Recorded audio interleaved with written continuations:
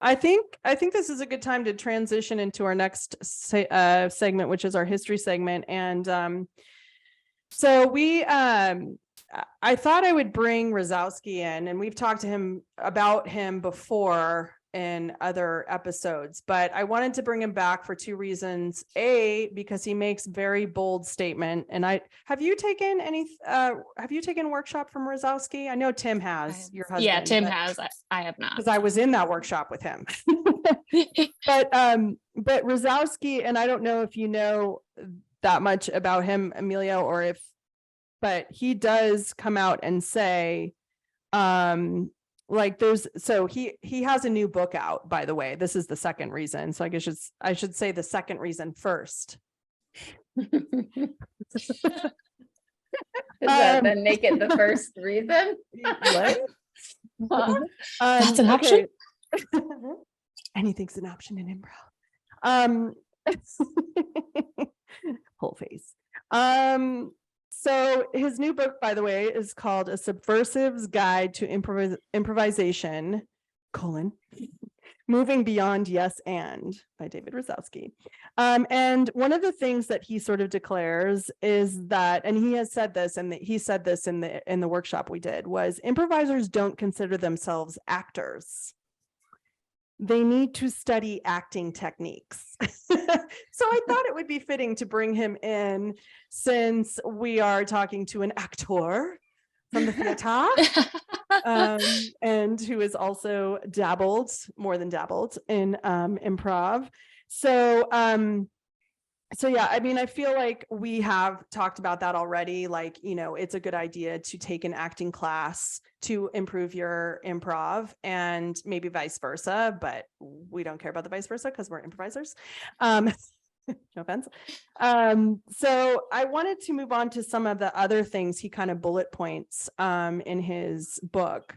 So one of the things he talks about too, which I think would be interesting to talk to you about, Amelia, is he says, and I quote, improvisers have very little understanding, appreciation, or need for quality control or rehearsal. Elements that are imperative for successful scene work. So I think that's interesting because, I think a lot of people would say, well, how can you rehearse for improv? How can you have a rehearsal for improv? And what's the point? And even, I mean, obviously you're not going to do the same show. That would be cheating. You're not going to do the same show you did in rehearsal like you do in theater acting or whatever, right? So what's the point? Do you have any thoughts about that? Yeah, I mean, that's like saying, oh, well, we shouldn't practice this football play because, it's not going to be exactly the same on the day. Like, no, you practice the skills. It's the muscle that you're working. So when we hold rehearsals, my team, some things may never happen, is a musical improv team. So we have two different types of rehearsals. We have straight music rehearsals, and then we have improv rehearsals where we're just focusing on the improv, and we really just take a look at like our last show and figure out what skills, maybe bad habits were used or things like that, and how can we rehearse, like what skills can we practice, what exercises can we do to improve our skills, improve our bond as a team. Because that's another big thing. Like improv is so much about trust and trusting the people you're on stage with. And so even if rehearsal is just like getting together as a group and like eating dinner and talking, getting to know those people and really bonding is also a huge thing. But it's silly to me that people are like, how do you rehearse for a thing that's unscripted? Be like, yeah, like you don't have to know all the words to know how to use skills and put them into place. You're not going to put yourself in the same situations, like the same scenes are not going to happen, but the same skills are going to get used to create a story.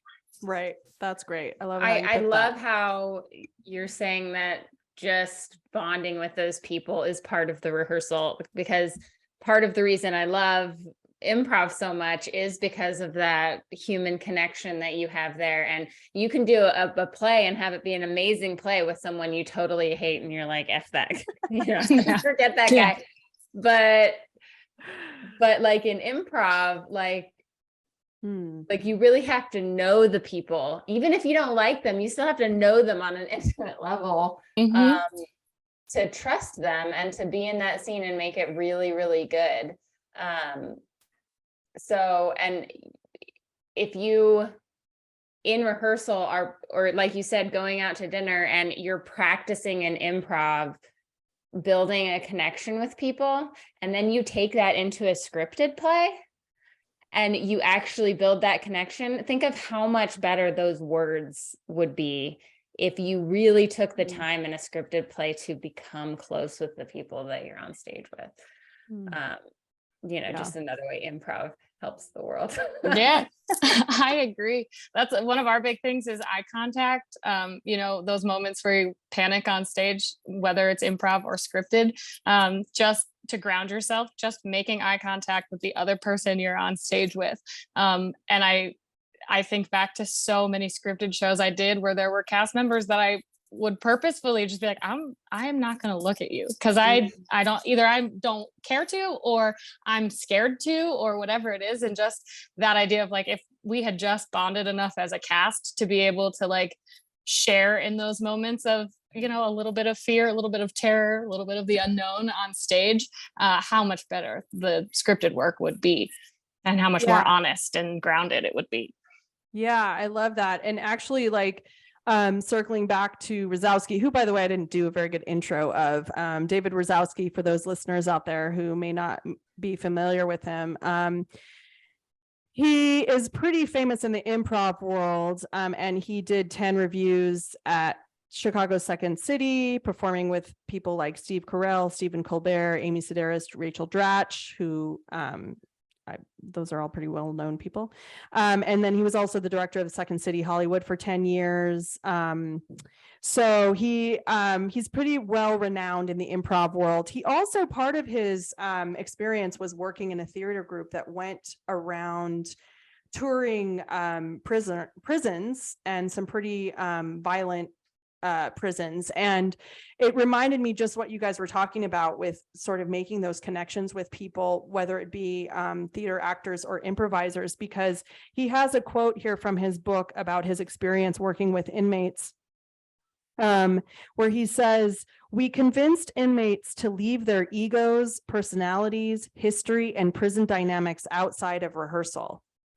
They became equals with no regard to rank, gang affiliation, or plan.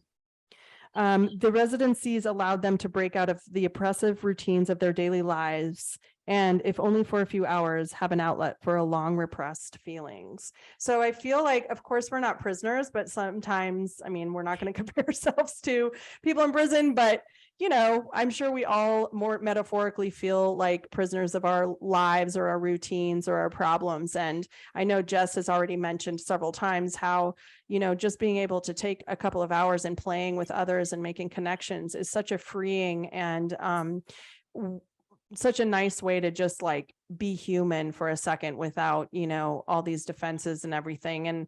And I just love that idea that, I think that is such an improv philosophy, and maybe you can speak more about the theater. I mean, just think that, Jess and I have talked a lot about improv is such, there's sort of a religious, or if you will, cult. I don't know what it is, but there is a philosophy behind it. There's a value system behind it. And I think that, for example, Reno Improv, where both Amelia and I perform, they really try to cultivate that open community feeling of like, hey, everyone is welcome here.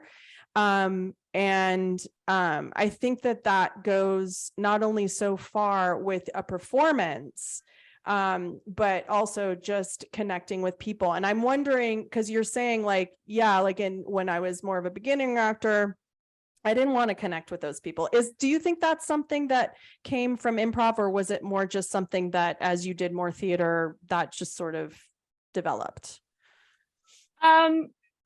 Both at the same time, because I've continued doing theater the whole time that I've been studying improv as well. But I do think in recognizing the scenes that like I really connect with, or like because you can just feel that like when you're watching improv happen and like it's so good and surprising and funny and honest and real, like those moments, like the ones that make my brain light up, the ones that I try and like capture and hold on to, because then I can dissect them later and be like, why did that happen? What was it about that scene that made it this way? And really, it all comes down to the amount of trust in a scene and the amount of trust between those two people to be building this completely unknown thing together.